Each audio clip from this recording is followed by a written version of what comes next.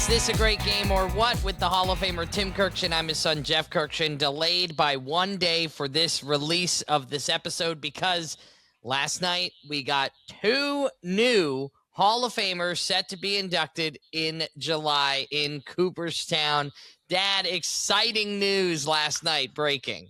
Yes, this is front and center field news because 2 center fielders are going in, Carlos Beltran and Andruw Jones. I voted for both of them. I also voted for Chase Utley. This is my 35th year voting for the Hall of Fame. It's the greatest honor that I have, and I love voting for the Hall. It's a very difficult job. However, these 2 guys who got in deserve to get in. Were you surprised at all, Jeff, from what you saw?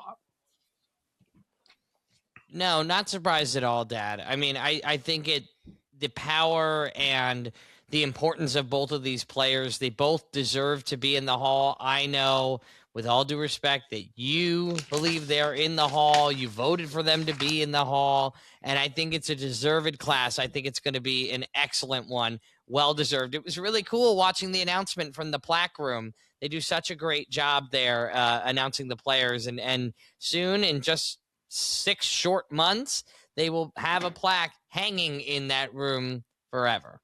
Right. It's so cool. So Carlos Beltran is one of the greatest postseason players I've ever seen. But Jeff, when you look at 1,500 runs scored and 1,500 RBIs, that's a pretty small group. When you look at, he's one of 5 players ever with 400 homers and 300 stolen bases. He has the 25th most extra base hits, tied with Cal Ripken exactly with 1,078. He was a great offensive player, and yet he won 3 Gold Gloves. He made 9 All-Star teams. He won the Rookie of the Year. He won the Clemente Award, and he had an 837 OPS for his career, which is pretty darn good, especially for a brilliant defensive center fielder. And we don't have that many center fielders in the Hall of Fame. But, Jeff, when you look at his OPS in the postseason, 1.021, it's almost 200 points higher in the postseason when the games matter the most. He had 16 homers, drove in 42 runs in his postseason career.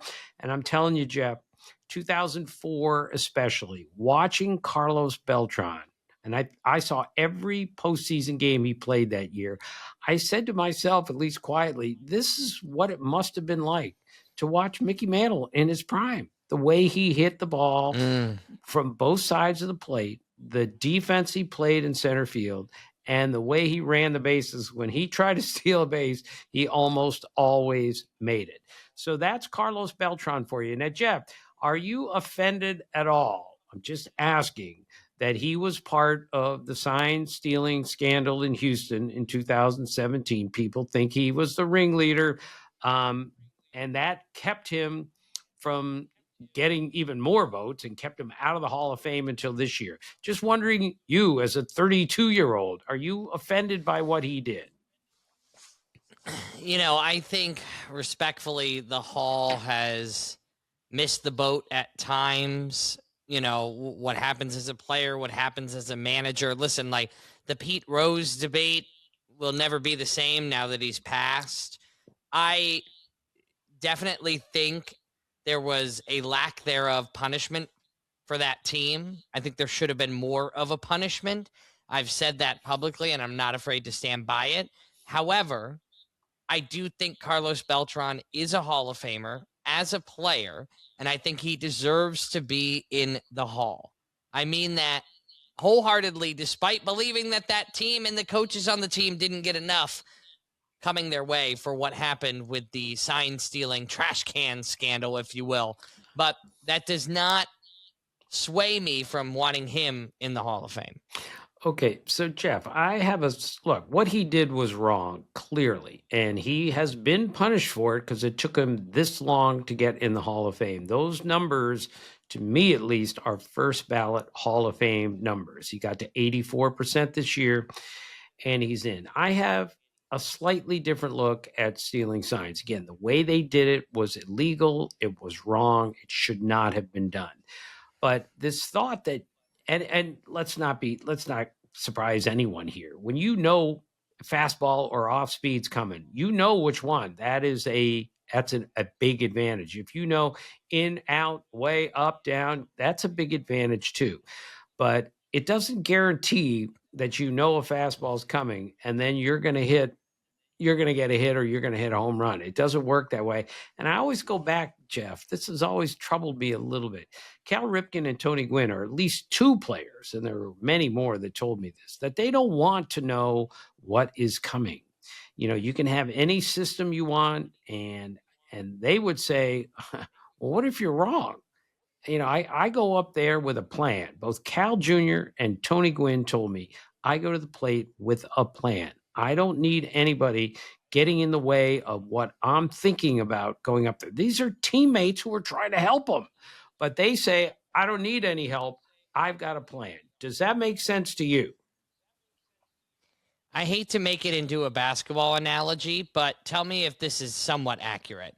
It's like when you're driving down the lane and you're expecting contact and you don't get it, right? Or you're driving down the lane on a fast break and you don't expect contact and you get it. Does that make sense? Like, you're not realizing, or you go up for a jumper and you realize the guy is taking a step back instead of coming at you.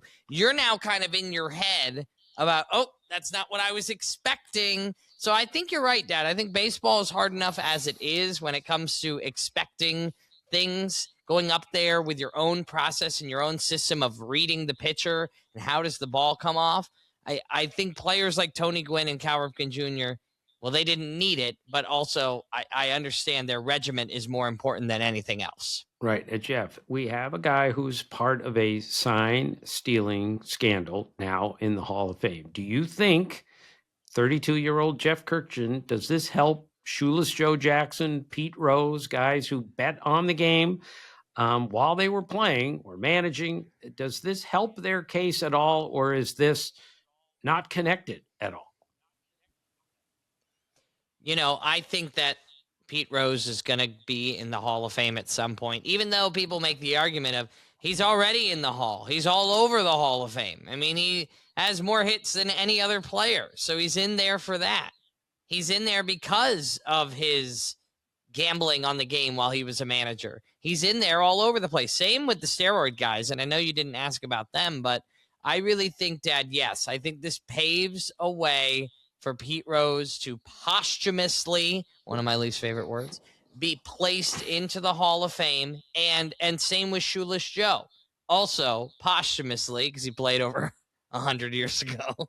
But I do think this paves a way. I think the steroid guys are a different conversation, and I'd be curious, Dad, to turn it around and ask you, does this sign stealing have anything to do for the main culprits of the steroid era?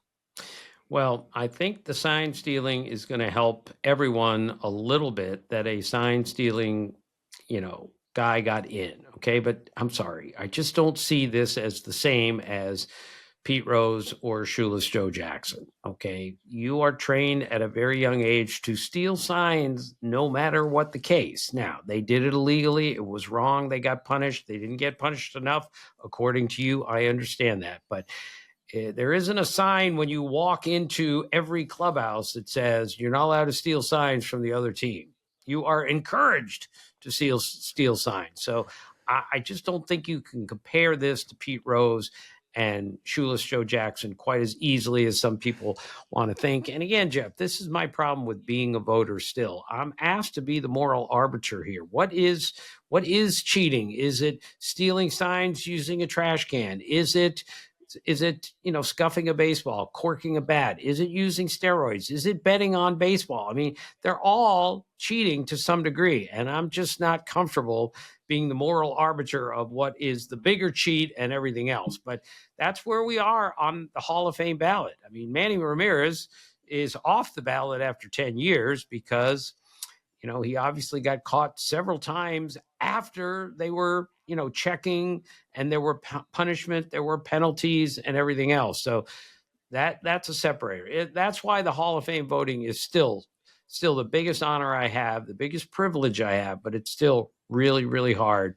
to get it right. I don't think you can get it right anymore. You just do the best you can. And I know that's what I did, and I did that every year.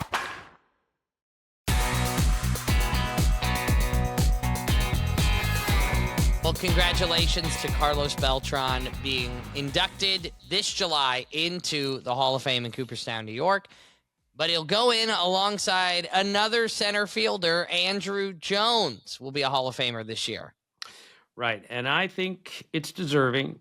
I voted for him. He got 78% of the vote. This was his 9th year on the ballot. Jeff, after Willie Mays, he's the greatest defensive center fielder that I've ever seen. And I saw Willie Mays because I'm almost 70 years old. I'll never forget, I did a story for Sports Illustrated once, just looking at the play at each position that is the hardest to make, like you charging the bunt, bare hand for a third baseman throwing across the diamond. For a center fielder, I chose the ball that's hit directly over their head. So I'm in the process of trying to figure out who was the best active player. This is, 30 years ago almost, the best active player at getting the ball hit over his head in center field. And I mentioned one team. I went to him and I said, "Is it Ken Griffey Jr.?" And I'll be honest with you, I was a little insulted because the guy goes, "What?" Several of the players goes, "What?" Nobody has ever been better than Andruw Jones at that. And again, I saw Willie Mays. No one was better than Willie Mays. I grew up watching Paul Blair in Baltimore. He was great. But Andruw Jones is, I repeat, the second greatest defensive center fielder that I've ever seen. He won 10 Gold Gloves, and he had 434 homers. So the only players ever with 10 Gold Gloves and 400 homers are Willie Mays, Ken Griffey Jr., Mike Schmidt, and Andruw Jones. That's why I voted for him. Now, the downside, Jeff, was even though he started his career at 19, and I was there that night at Yankee Stadium, when he had 2 home runs in Game 1 of the World Series as a 19-year-old. But his career really, really fell off at age 30, 31, and he wasn't even close to being the same. But when you have a 10-year prime, and he had a 10-year prime, to me, that's normally good enough to get you into the Hall of Fame. So that's why I voted for Andruw Jones. Well, I think Andruw Jones, Dad, this is so exciting for me because all of these guys are from a generation in which I grew up watching them play. And I know that sounds crazy, but, when I was growing up, the first couple inductions I went to, I wasn't even alive when they were still playing, or at least when they were in their prime.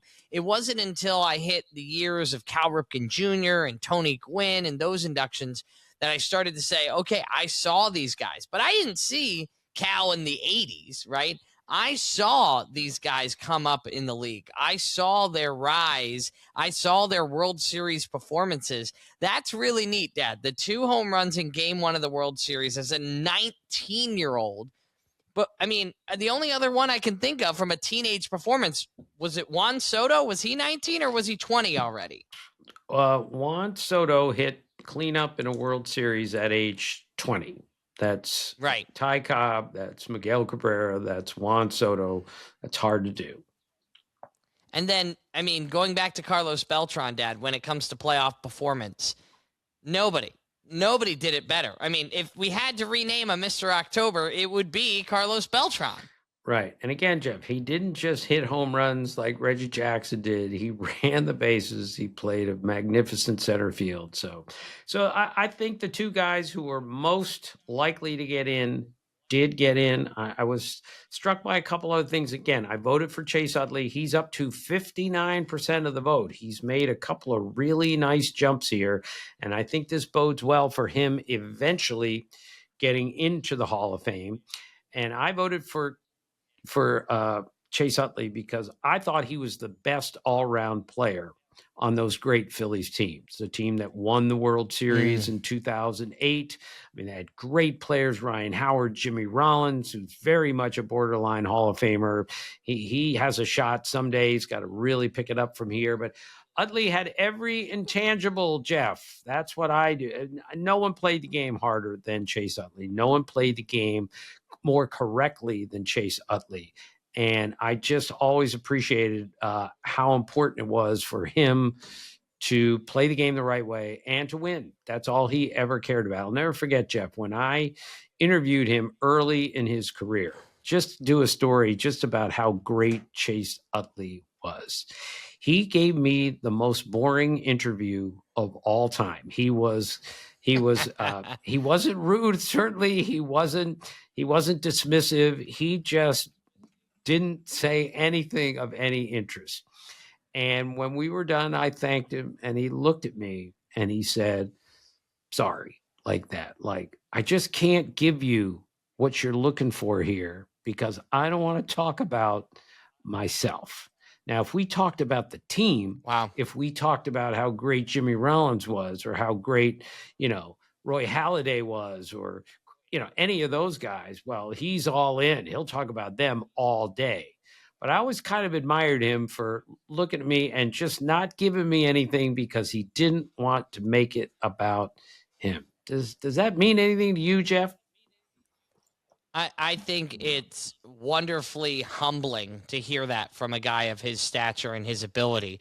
It's incredible. And I think one day he'll make it. So those were your three that you only voted for 3 this year, Dad? Yeah. And Jeff, most years I voted for 10. Okay. And there were years where if I had 17 that I could vote for, I would have voted for 17. Now, that doesn't mean that today's players aren't as good as, 10 years ago or so. I'm not saying that. I'm just saying there are ebbs and flows to every Hall of Fame ballot. And it hurts me to only vote for 3, but I got to vote with my conscience. And I voted for Beltrán, Andruw Jones, and Chase Utley. My little second baseman heart was really heartbroken to see, and I didn't think it was going to happen anyway, but I would have loved to see Chase Utley, Jeff Kent, and Dustin Pedroia all go in the same class. I mean, talk about great hands right there. Just little guys. Yeah. Wouldn't that be great? Guys. Yeah, we love Dustin Pedroia, and nobody played the game harder than him, even though I just said the same thing about Chase Utley. But he's a little guy that made a great career, but it ended short. He got hurt, not his fault. And it's just, I just feel terrible not voting for him, but I looked at the numbers and I just couldn't go there. So that's the hard part. But the last thing, Jeff, Cole Hamels got 25% his first year on the ballot. Okay. I did not vote for Cole Hamels. I seriously considered him. But I think that's a pretty good first year showing for Cole Hamels. That doesn't mean he's going to get in one day, but that was slightly higher, better than I thought he would do. And I think that's a great sign for Cole Hamels. Yeah, a lot of Philadelphia Phillies on this ballot, Dad. And so, not getting Utley in was a disappointment, obviously, for fans. But they have Rollins, they have Hamels, they've got Utley. There could be some future from those great early 2000s teams. Right. Okay, a couple other takeaways, Jeff, from the week, not related to the Hall of Fame. Ryan Pressly retired. It's, he had 14, Jeff, postseason saves. That's the 5th most of all time. Ryan Pressly was a really good pitcher for several teams. I really enjoyed watching him pitch. He didn't overpower everybody, but he had such a great combination, fastball, slider, curveball, everything else. He was really good. And also really sad this week, Jeff, Wilbur Wood died. Wilbur Wood is way, way, way before your time. He was a knuckleball pitcher. 1972, Jeff, he threw 376 innings. Granted, he's a knuckleball pitcher. 376, Jeff, if you get to 200 today, you are a workhorse of the highest order. He threw 376 innings in 1972. And in 72-73, Jeff, he won a total of 48 games in back-to-back seasons combined. What? Unbelievable. And in 1973, Jeff, he went 24-20.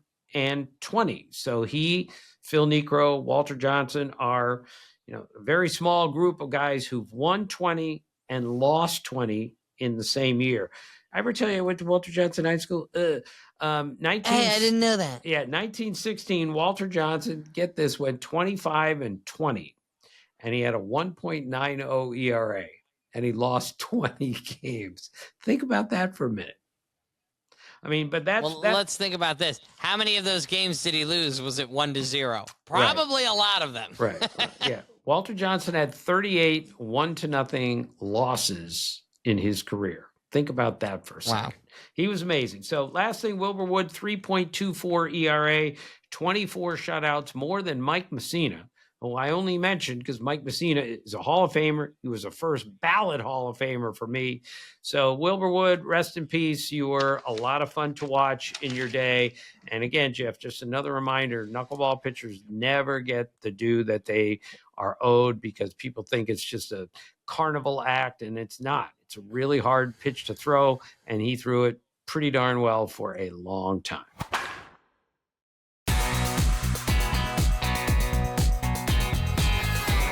On this date in baseball history, Dad, January the 21st. Yeah, we had a couple fun things. Shed Long, I only bring up his name, Jeff, because you left our house the other day on Martin Luther King weekend. You had to go home early because the shed was being delivered to your house, and you had to get home and shovel the snow. And then what happened? The shed got canceled. The shed has already been moved 1 week. Now it's being moved another week. And Dad, I don't know if you've looked at the weather, but there's going to be a massive snowstorm hitting the entire country on Sunday into Monday. And my shed's supposed to come on Monday. I'm never going to get this darn thing, Dad. Right. Well, on this date in 2019, Shed Long Jr., I love that. His real first name is Shedrick, but he was traded from the Reds to the Yankees in the Sonny Gray deal. And then later that day, the Yankees traded him to the Mariners. So in one day, this day in 2019, Shed Long got traded twice. And we will talk a little bit more about Shed Long when we do Team Tim. Hopefully you can figure out where we're headed with that. I have a good feeling. Okay, also on this date in 1952, Mike Krukow was born. Mike Krukow was a good major league pitcher. He's one of the great broadcasters in baseball. He and Dwayne Kuiper do Giants games. They should both be in the Hall of Fame, and they will. Both of them will be one day. And I love talking to Mike Krukow. I learned so much from him every time I talk to him. And he's got a great sense of humor, which he's always had. So, Jeff, do you remember years ago when Terry, you've seen it on YouTube and everywhere, Terry Mulholland, a pitcher for then the Giants, the ball, a one-hop comebacker came to him, and the ball got stuck in his glove. So he couldn't get the ball out of the webbing because it was trapped. So he threw the glove to Bob Brenly, the first baseman, for the out. And Mike Krukow said after the game, I still get a kick out of this many years later. He told Brenly, "You blew it. You should have whipped it around the infield. Should have whipped the glove around the infield." That's Mike Krukow for you. Love that. All right, that's this day in baseball history, Jeff. Well, Dad, we did 1 through 55, the best players to wear each number from Ozzie to Oral. And so now, starting this year, we did from Burley to Behemoth, from 56 to 99. And, Dad, we're on number 58. Who do we got? Yeah, it's been pretty easy so far. Mark Burley, of course, was number 56. 57 was Johan Santana, who's a pretty good choice. And number 58 is Jonathan Papelbon, who saved 368 games. He 219 of them for the Red Sox, 123 of them for the Phillies. And I've always got a big kick out of Papelbon because he's got a playful way about him. And Tito Francona, who's made me laugh so many times, Jeff, told us that, he plays cribbage before every game. And Papelbon said, "Hey, how about if I get to play? You going to teach me how to play?" Of course, they play for money. And Tito's like a great cribbage player. And Papelbon was just learning, so he wasn't very good. So he lost a lot of games and lost a lot of money. As Tito once told me, he said, he finished my basement for me, meaning the money that Tito won playing cribbage against John Papelbon got him the basement finished in his house. I'm sorry. I love that. Oh my gosh. That's incredible. We love Jonathan Papelbon, and we love Tito. We love Tito. Had him as a guest when he was not managing a team. We got him right at the right time, Dad, because he took that Reds team to the playoffs last year, and only exciting stuff for him this year. All right, Dad, 3 cards from the bathroom. We took 3 cards out of the basement bathroom. We got a whole collection down there. Got a display on the mirror and in a mitt down there. Who do you have? Yeah, I just close my eyes and stick my hand in there. I don't just pick 3 because I can't do this for just 3. But this time I picked 6, and I came up with 3 that I would like to talk about out of the 6.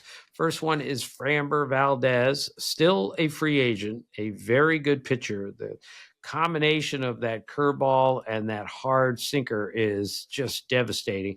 And I'm always amazed, Jeff, and I've told you this before. I've seen him play long. He's left-handed, but I've seen him play long toss right-handed many times. And it just amazes me that he looks right-handed as he's throwing with his right hand. Who did we learn last week was ambidextrous as a kid and still is today?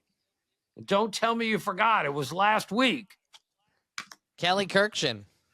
Well, we talked about. I'm kidding, Dad. Don Mattingly. It's Don Mattingly, who was our guest last week. If you missed it, we kind of treated it like a bonus episode, but it's waiting for you. Donnie Baseball was absolutely incredible. Just recently named as the bench coach for the Phillies, but nonetheless a great baseball player, a great baseball player in his day. Right. Yes, again, that's who we found out. Right. Because he was one of the great first basemen defensively of all time, left-handed, of course. But when he was growing up, he would catch, play second base, play third base.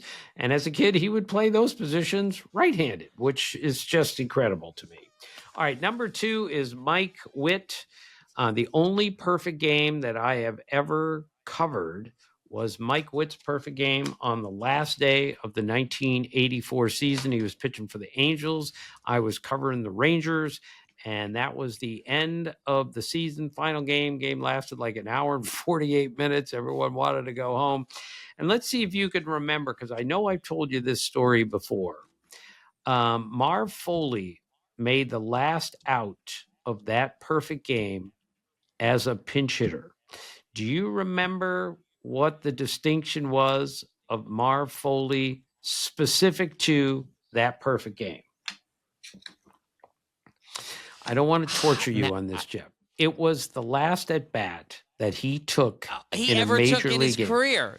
In his career, the last at bat he ever took was the final out of a perfect game. Again, Jeff, only in baseball can this happen. And number 3 is Ramon Martinez. Who is his younger brother, Jeff? Pedro. Yes. And Ramon was much taller than Pedro. Ramon, by the way, had more career shutouts than Pedro did. I mean, Ramon had filthy stuff. And I'll never forget the first time I met him. This is Dodger days, 30, 40 years ago, whatever it was. And after I shake his hand, Eric Karras of the Dodgers comes up to me and he said, "Did you notice his forearms?" And I went, "What?" He goes, "He's got the longest forearms I've ever seen." So I go back to Ramon Martinez and I say, "Show me your forearms." And they were like this much longer, Jeff, than anybody else's forearms. So that incredible whip action that he used to get on his breaking ball was in part because he had these really long, flexible forearms. So his brother Pedro, Hall of Famer, of course, had the biggest fingers, biggest hands, triple jointed, could manipulate the ball any way he wanted because of those great hands. His brother Ramon, who I repeat, had more career shutouts than Pedro. He had these long whip action forearms, which made him an even better pitcher. I just love the little things like that you recognize. Well, I needed help recognizing, but was one of the great attributes of Ramon Martinez. And if there's one thing to learn about Tim Kurkjian is if you have a body part that's even a little bit strange, he's going to ask you about it. That's for sure. If your head can fit multiple beers in the helmet, he's going to ask you about it. If you can palm a basketball, he's going to ask you about it. Okay? if you can open up a can of soda with your toes, he's going to ask you about it and make you do it because he's writing a story, another chapter in his book called Soda Toes or whatever you're doing. You Right. always have the best stories, Dad, because you're the most curious guy out there. And that's what we love about you. That's what we love about your work. Let's see how well you listen, Jeff. Sandy Koufax, who we Uh-oh. talked to you about many times, is the biggest hands you'll ever see on a pitcher. What shoe size did Sandy Koufax wear? Or what does he still wear? He told us this in October after a World Series game. Say it. You know it. I can't remember, Dad. It's a 15. 15. Oh my God. He's like just over 6 feet tall and he wears a 15 shoe. I love it. Sandy Koufax. Yes, you're right, Jeff. Those things intrigue me because sometimes just a little bit of difference, allows you to be even better at something if a body part really works well, whether it's big hands, big feet, small feet, little fingers, thick fingers, whatever it is. I love that stuff. And you're right. So thank you.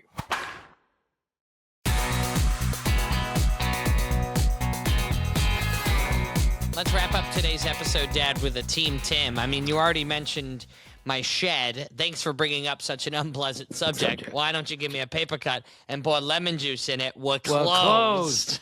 Miracle Max, right.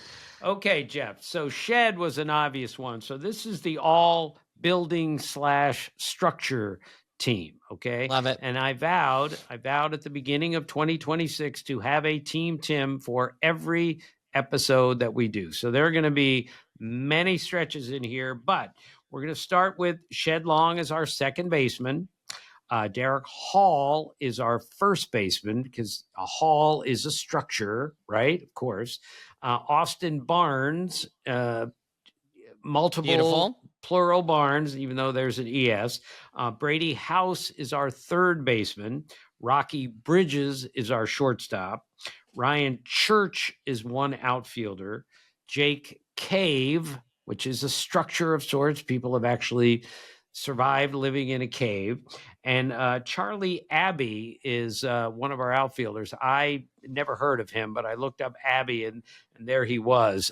By the way, Jeff, to just show you how one-minded I am about how little I know about so much, when Downton Abbey came out. You remember? Uh-oh. Yeah. I my mother grew up in England. I thought it was Downtown Abbey. I thought it was about an abbey that was located downtown. That wasn't nearly as bad as when Martin Prado, who was a really good hitter for the Braves and then the Marlins. I said on Baseball Tonight, this is at least 20 years ago, and Wendy Nix, love Wendy Nix. She was the host of the show. So I made a joke, even though it really turned against me. The Devil Wears Prado is what I said. And I didn't know the difference. And Wendy said, corrected me, scolded me on the air and said, Tim, it's the Devil Wears Prada, not Prado. But since the only thing I knew that resembled that was the second baseman, third baseman, Martin Prado. That was pretty bad, Jeff. Sorry. And Wendy had every right to yell at me.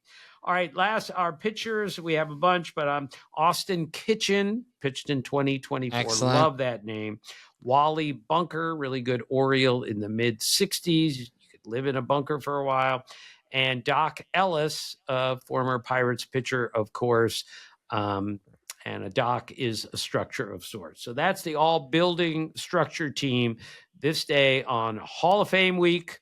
That was not a Hall of Fame list, but Shed just got my attention, Jeff, because of all that you went through with your shed.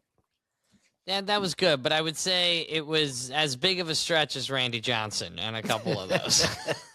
That was a bigger stretch than Willie McCovey. That was his nickname. It was a bigger stretch than Steve Russian, and that's his nickname, too. All right, Stretch. all right. Yeah, Stretch, right. Steve Russian, father of 2 or 3 children. I love him. All right, Dad. Well, the Hall of Fame class will grow by 3 come July, with Jeff Kent previously announced from the Contemporary Committee. And then, of course, Andruw Jones and Carlos Beltran will join as well. Now, we can't make promises, But the last couple years, we've, popped over to the Hall of Fame for a little bit of love. And so maybe we'll be back this year. I'm really looking forward to. Cooperstown is like the happiest, greatest place on earth, Dad. I know it brings you so much joy. You are now a member of the Hall of Fame as a baseball writer, deservedly so. And hopefully you and I will get to head back there this summer because it's really special. Yeah, and just to repeat, Jeff, greatest privilege I have, greatest honor I have in the business is being able to vote for the Hall of Fame, because Carlos Beltran and Andruw Jones's life changed yesterday when they were inducted into the Hall of Fame. So good. Thank you so much for listening. And as always, thanks for being a part of our family.